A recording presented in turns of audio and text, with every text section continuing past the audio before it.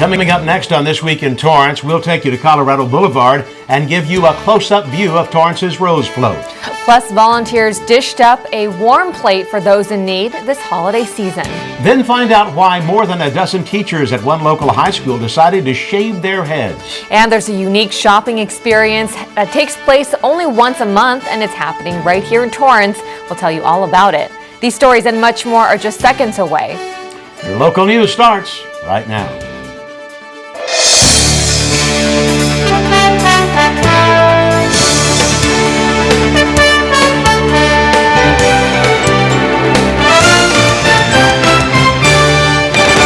Hello, everyone, and welcome to This Week in Torrance. I'm Jin Chun. And I'm Ben McCain. Thanks for joining us. Here are your top stories.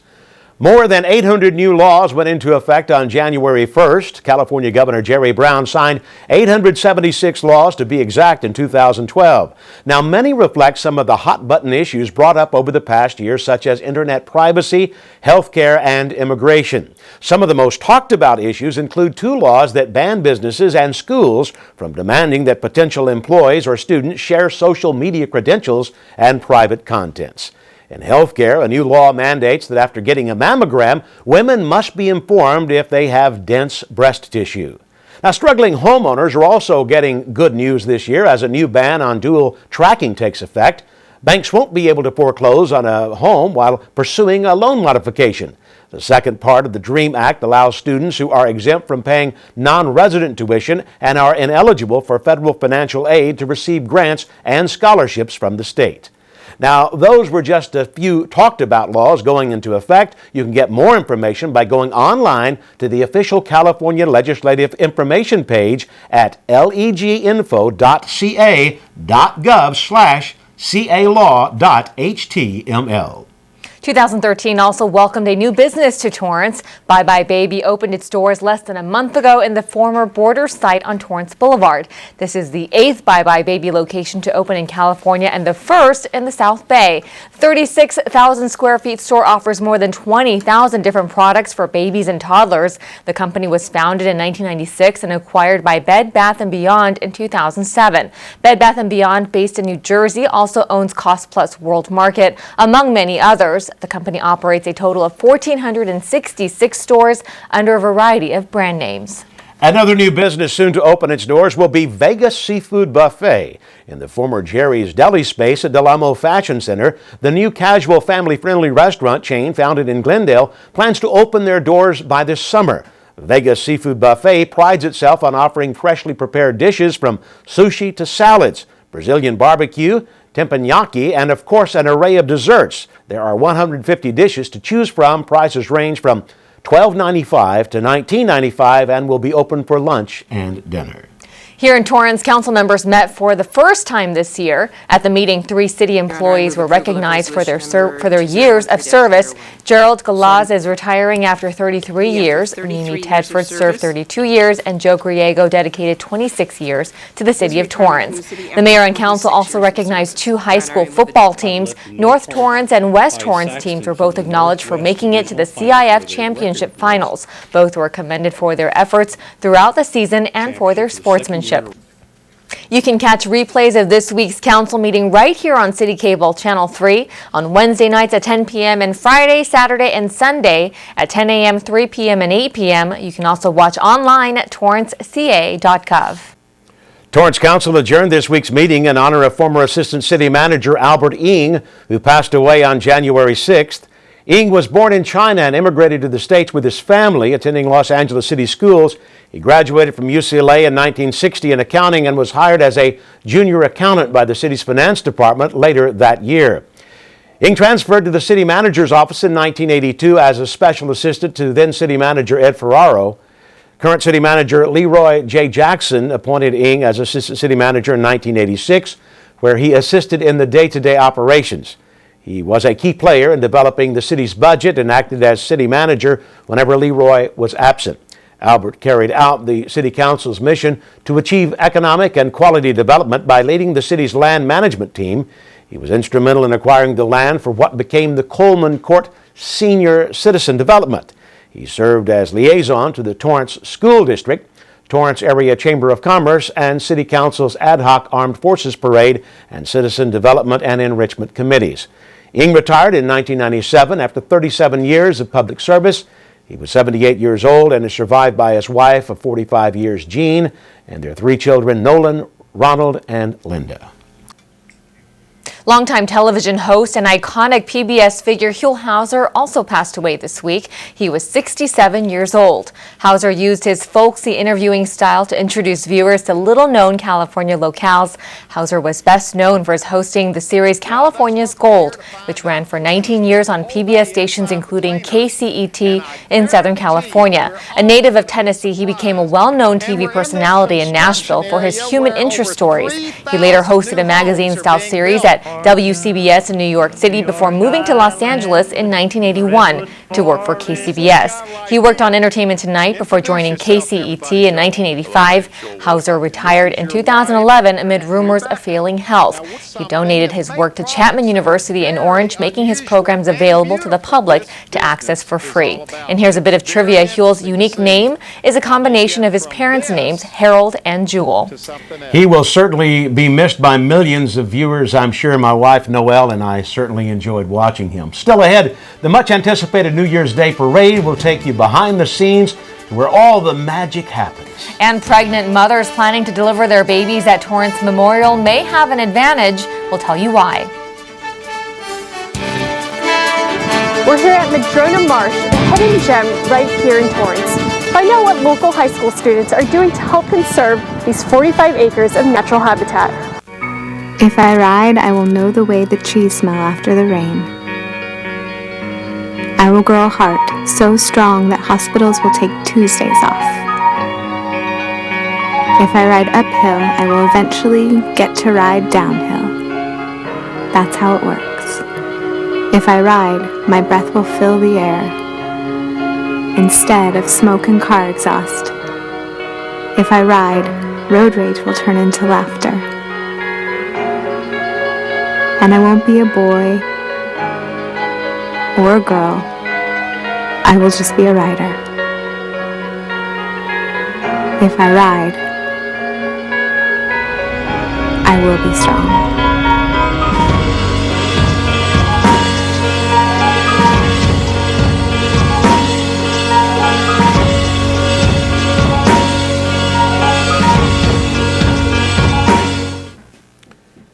The 2013 Tournament of Roses Parade had a Dr. Seuss-inspired theme this year, Oh, the Places You'll Go. Reporter Lorena Salceda takes us to Officials Night at Fiesta Floats, where city officials got a chance to preview the float before making its way down Colorado Boulevard.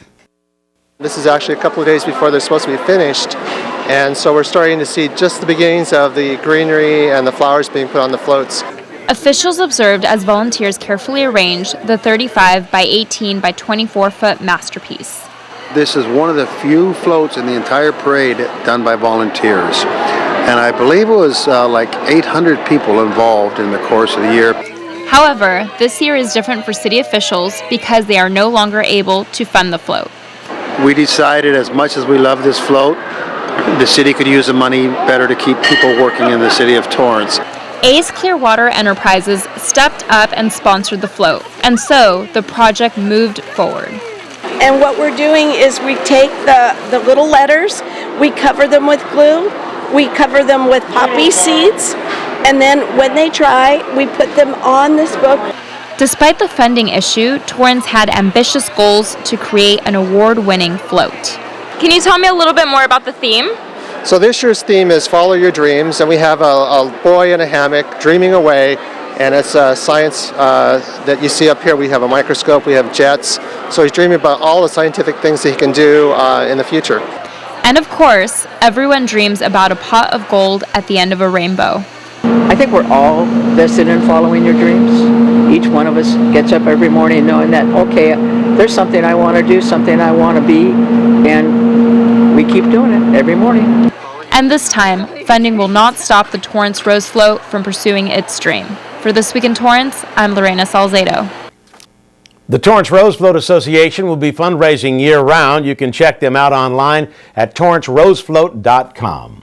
It's the event people from around the world come to see every New Year's Day. Torrance was part of the 124th annual parade, and reporter Kyle Sexton was there. We got here yesterday like around 9 o'clock p.m. and it's so cold. We got here at 5 o'clock in the morning of yesterday. The sidewalks of Pasadena were packed since New Year's Eve. Parade goers lined up and down Colorado Boulevard in anticipation. I sleep right here. Oh, the places you'll go. An inspiring theme for the Rose Parade this year, and the Torrance float started the morning off right as the second one in the parade. Follow Your Dreams is a theme of the Torrance float this year. And the city of Torrance was almost not even going to have a float, but thanks to Ace Clearwater Enterprises, Torrance is back in the parade. Gary and Kelly Johnson were stunned to find out that Torrance was in danger of not having a float this year. We found out a year ago that the city of Torrance, after 58 years, was no longer going to have a float as a result of budget constraints and other issues. The Johnsons were just too proud of Torrance to let that happen. So as an employer within the city, we just felt it was, a great opportunity for us and a responsibility of ours to sustain this. The Johnsons held fundraisers throughout the year and donated their own company money to make this float possible.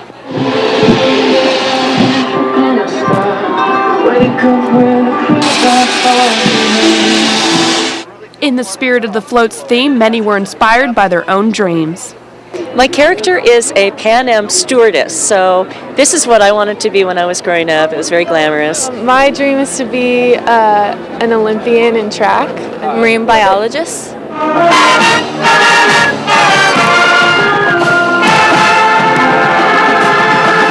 The Torrance float rode down that 5-mile stretch with pride, and with community members like the Johnsons coming together for a cause, Torrance should be back next year. There's not a whole lot of cities that have floats, so it's pretty cool to be able to keep the name and keep the city out there, and that's what we're stoked about. For This Week in Torrance, I'm Kyle Sexton. Thanks, Kyle. This is Torrance's 59th entry in the annual event. The float was designed by Raul Rodriguez and constructed by Fiesta Parade Floats. The team has been creating Torrance's float since 1997, helping the city to win numerous trophies. This year's float measured at 24 feet high, 18 feet wide, and 35 feet long. Madrona Marsh has been benefiting from some much-needed TLC thanks to a group of local volunteers. Reporter Charlene Chang has more. While the rest of us are sleeping in on weekend mornings, you'll find a group of students working hard to conserve the environment. On a Saturday morning, even if it's not a special event, just a regular Saturday morning service learning, we'll end up with anywhere between 20 and up to even 150 local volunteers, and I would say probably 95% of those are junior high and high school volunteers, along with several college students mixed in. Every week, Daniel Marion leads the Audubon Youth Environmental Stewards, or YES program, on various projects at Madrona Marsh, 45 acres of wetland right in Torrance. I find it fun to be outside helping the environment. You don't see much of wildlife anymore, so I'd like to help them as long as they survive. One of the YES program's major projects at Madrona Marsh is habitat restoration. The general idea of which is to restore the land back to its natural state before European settlers arrived. Just over a year ago, this entire area was covered with invasive weeds. Thanks to volunteers from the YES program, they've been replaced by foothill needlegrass, a species native to the area. I'd probably have to say that the planting we're doing today is my favorite part. When you come here a couple months back and you propagate these little baby seeds and you get to see them grow up into these gigantic, honestly, these are huge, adult grasses, and you get to see them every single day you come to the marsh from then on. I think that means something. Yeah. If you pay a visit to Madrona Marsh, you can see living proof that even the youngest members of our community can do their part to help preserve our planet. I believe that them showing up, them being able to see how important this work is, that it's not easy work, that it is a physical labor, and then them being able to be outdoors with peers and see the various elements that go into this work, I think is life-changing. Even if they don't enjoy the task itself, they see the benefit to the community and to themselves. And that's really what we're after, is being able to not only help the environment, but increase their personal growth as well. Madrona Marsh isn't the only place benefiting from young conservationists. The Palos Verdes South Bay Audubon Society's YES program has over 250 students volunteering in different environmental spaces around LA County. For This Week in Torrance, I'm Charlene Cheng. Thanks, Charlene. Madrona Marsh is always in need of volunteers of all ages. For more information, you can go online to friendsofmadronamarsh.com. The holiday spirit lives on past Christmas at the 22nd annual Sharing is Caring Holiday Luncheon. The event, held on December 26th, was attended by more than 1,100 South Bay residents and families in need. The Honda Action Team of more than 150 volunteers partnered with the Salvation Army and the Marriott Hotel in Torrance to make the holidays brighter. It's just a great way to just spread a little Christmas cheer with some of our neighbors, maybe lower income families, senior citizens. So we're really happy to do it. Torrance High students and faculty put their heads together to come up with a way to support one of their favorite teachers battling a serious ailment. Wealthy Jenner tells us more. Shaved heads and shorter dues may be the new look this season at Torrance High. Our wrestling coach, who was a former student of Jeff's, had an idea to shave our heads in solidarity, and we took that as a school and turned that into a fundraiser. A fundraiser for one of the school's most popular teachers, Jeff Jones, who was diagnosed with stage 3 colon cancer in September of 2012. We had a fundraiser throughout this month. Students could donate money in their classrooms, and each teacher that raised $100 got their head shaved today. Today, about 15 teachers shaved their heads to support Jones and his future battle with cancer treatment. Students hula hooped while playing dodgeball, danced, and sang. The school spirit was at its highest. The fundraiser brought in $5,000 and was presented to Jones. We did it!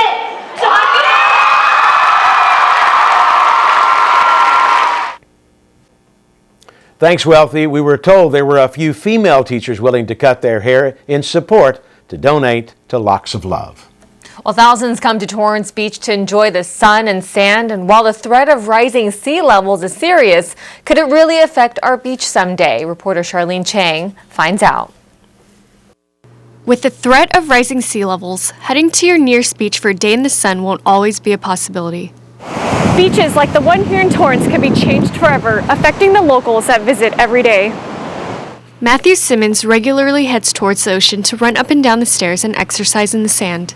I've been coming here since I was a little kid, since I've been 10 years old, or in high school too. I used to come here all the time with my football team up at Bishop Montgomery. Unfortunately, according to a recent report by the National Oceanic and Atmospheric Administration in early December, these kinds of visits could be impossible within the next century due to melting ice caps and rising sea levels. Marine biologist Martin Beihauer agrees. They're projecting a serious 3 to 4 feet level rise in 50 to 100 years. Given the fact that most of the predictions have underestimated things, I'm not sure it's going to be that long. Although 4 feet doesn't sound like a lot, the indirect effects can be huge. For example, a storm hitting an already elevated sea level would cause salt water to leak into our drinking water supply. There's going to have to be a lot of money available to pay for these devastating impacts. We've seen things like Sandy that just happened. That's nothing compared to what I think it's going to be like. Not all is lost just yet. Beihauer believes that there are still things that we can do to combat environmental damages, like switching to renewable sources of energy in hopes of reversing the carbon dioxide in the air and supporting people who are fighting for that. What people can do is vote for people, can get educated, write letters, send emails, run for office, support people who want to actually do something. It's going to cost us some money, but it's going to cost us more later than if we deal with it now. In the meantime, we can just continue to enjoy our beaches while we still can. It's a great beach, yeah. I mean, it's cold right now, but I mean, during the summertime, it gets really hot and everybody's always swimming in the beach. I mean, you even see some dolphins every now and then out there. So, I mean, it's a nice beach. It's a great beach to be at. Many coastal communities are already starting to think about the consequences of rising sea levels by raising the elevations of their seaside buildings. For This Week in Torrance, I'm Charlene Cheng. Thanks, Charlene. Sea levels along the California coast are expected to rise at a slow and gradual pace, going up to 1 foot in 20 years, 2 feet by 2050, and 5.5 feet by the end of the century. Now, to read the National Oceanic and Atmospheric Administration study on global sea level rise, you can check them out online at cpo.noaa.gov.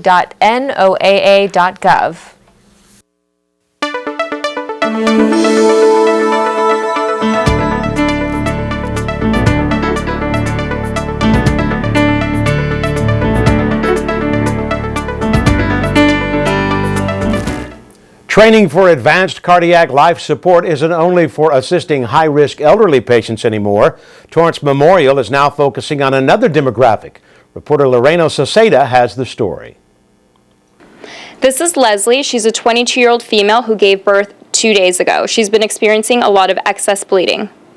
She's sweating. I'm going to call the rapid response team because it looks like I need some help in here. Leslie is a lifelike dummy, and she represents moms who are more likely to experience cardiac problems from pregnancy. Blood pressure changes, there's a lot of hemodynamic changes occurring during the labor. The problems that we run into in the labor and delivery setting or postpartum world tend to do with blood loss, so postpartum hemorrhage. Let's check her rhythm. I'm lowering her down so reach her better. It's doing right. It's been 1 minute. Although the likelihood of such an event happening is slim, Torrance Memorial has prepared its staff for Advanced Cardiac Life Support Obstetric Focus, or ACLSOB. We're the only hospital in the South Bay, and I think LA County, that requires ACLSOB training. Okay. Clear. Shock. Pregnant moms and their babies are at higher risk to have cardiac complications before, during, and after childbirth. And although it's been a year since the training has been implemented, staff has yet to encounter this situation. We really have quite a depth of service here. So the mom that gets into trouble, we can definitely treat and sustain her very well here. The staff is prepared 24 hours a day for these types of life-threatening scenarios, and they no longer have to wait for emergency personnel to arrive. For This Week in Torrance, I'm Lorena Salcedo. Thanks, Lorena. Torrance Memorial is one of 26 hospitals nationwide to be awarded the American College of Cardiology Gold Performance Achievement Award for implementing a higher standard of care for heart attack patients. The flu season is here, and according to experts, this year's outbreak may be one of the worst in the last decade. Due to the recent spike in emergency room visits across Southern California, LA County health officials are urging residents to get the flu vaccine. Now, according to the Centers for Disease Control, influenza accounts for up to 200,000 hospitalizations each year and more than 23,000 deaths in the U.S.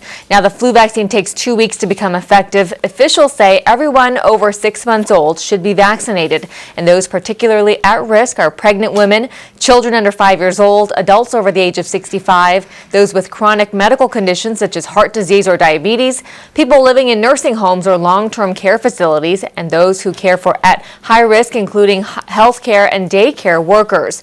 You can get more information on low-cost vaccines or vaccine clinics operated by the county. You can call 211 or go online to publichealth.lacounty.gov. After the break, we'll tell you where you can find one-of-a-kind antique items right here in Torrance. This could be a bicycle or a bat. This could be a robot or an airplane. This could be a playground. This could be a book bag or a soccer ball. This could be a book. This could be beautiful. This cannot be trash. This can all be recycled. Learn more at thiscouldbe.org. One of my biggest passions in life is animals. That's why I've worked with Morris Animal Foundation for over 40 years. Morris Animal Foundation is a world leader in helping animals live longer, healthier lives. You can too. Just show your support at morrisanimalfoundation.org. To help cats, dogs, horses, and wildlife live healthier lives, visit morrisanimalfoundation.org, where we are advancing science that will create a healthier tomorrow for animals. Torrance is home to one of the best antique fairs in the state. Reporter Kyle Sexton is there to tell us more. Julie Randall and Miguel Salazar had no idea their little antique fair would be so successful. Some of the business owners here in Torrance approached us and asked us to start up a market here in downtown Torrance just to promote the area. Randall and Salazar moved from Dominguez Hills in an effort to bring downtown Torrance more business. They started their very own antique shop and antique fair the city could be proud of. Well, before we started the street fair, it was like a ghost town down here on Sundays. I mean, it was really, really quiet. And the street fair gradually has brought more business into downtown Torrance. Once a month, the fair hosts about 4,000 customers and 200 vendors. Some come from all over the country to be part of the experience. Definitely worth the trip because there's plenty of stuff to buy and a lot of stuff to sell. And Randall's store, Street Fair Antiques, has become the heart of downtown Torrance. Julie Randall has been running Street Fair Antiques for the past 14 years, and she specializes in mid-century modern furniture. This piece comes all the way from Denmark. Whether shopping in Randall's store or with the vendors down Satori Avenue, there is something for everyone. I love it here because you get to find a lot of antique, vintage items, and I love it. And then I also find Marilyn Monroe collectible items too that I love to collect. This I picked up at an estate sale. They didn't know what it was, but it's a pipe rest. It's probably the 1900s. There's always a treasure or two out here, and it's usually the thing just looks like garbage, and it's usually significant. That's really pretty, isn't it? Look at the setting on it. Randall and Salazar's hard work has paid off. The fair keeps growing every year. So we started this in 1998, and we were on half of a block with about 10 dealers. And now, 14 years later, we've got 3 streets and 2 parking lots. Thanks to the street fair, downtown Torrance has become the destination for shoppers. For This Week in Torrance, I'm Kyle Sexton. Thanks, Kyle. The Downtown Torrance Antique Street Fair starts on Satori Avenue and is held on the 4th Sunday of each month. For more information, call Street Fair Antiques at 310-328-6107. Well, that's going to do it for us on This Week in Torrance. I'm Ben McCain. And I'm Jin Chun. If you missed any portion of our show, you can catch us again at 11 a.m. and 6 p.m. Thanks for joining us, and we'll see you next time.